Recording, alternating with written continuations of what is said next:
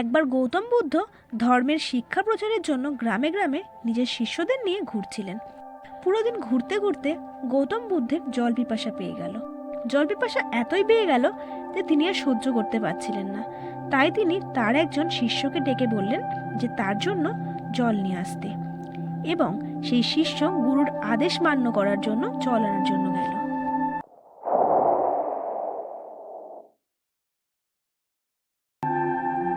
সে গ্রামের ভেতরে গেল। গ্রামের মধ্যে দিয়ে একটি নদী বইছিল, কিন্তু সেই নদীতে গ্রামের সবাই কাপড় কাচ্ছিল, কেউ গরু মহিষকে স্নান করাচ্ছিল। তাই নদীর জল অপরিষ্কার ছিল। তাই শিষ্য চিন্তা করলো, এই জল তো অপরিষ্কার, অপরিষ্কার জল নিয়ে যাওয়া কি ঠিক হবে? তাই শিষ্য জল না নিয়ে খালি হাতে চলে গেল। গৌতম বুদ্ধ যখন শিষ্যকে খালি হাতে চলে আসতে দেখেন, তখন খালি হাতে আসার কারণ জিজ্ঞেস করেন। তখন শিষ্য পুরো কাহিনী বলেন। এদিকে গুরুদেবের পিপাসাতে গলা শুকিয়ে যাচ্ছে। গৌতম বুদ্ধ তখন আর একজন শিষ্যকে জল আনার জন্য বলেন। তখন সেই শিষ্য একটি মাটির পাত্রতে পরিষ্কার জল নিয়ে আসে।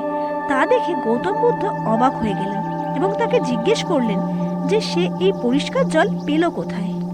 তখন শিষ্য বলেন যে আমি যখন নদীর কিনারে জল আনার জন্য যাই, দেখি সবাই নদীতে কাপড় ধুচ্ছিল, গরু মহিষকে স্নান করাচ্ছিল।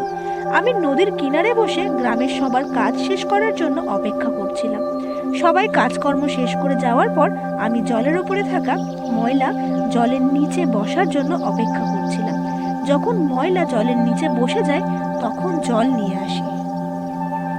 শিষ্যের এই উত্তর শুনে গৌতম বুদ্ধ খুব খুশি হন এবং সব শিষ্যকে একটি শিক্ষা দেন যে জীবনে আমাদের যে কোনো কাজই ধৈর্য সহকারে করা উচিত।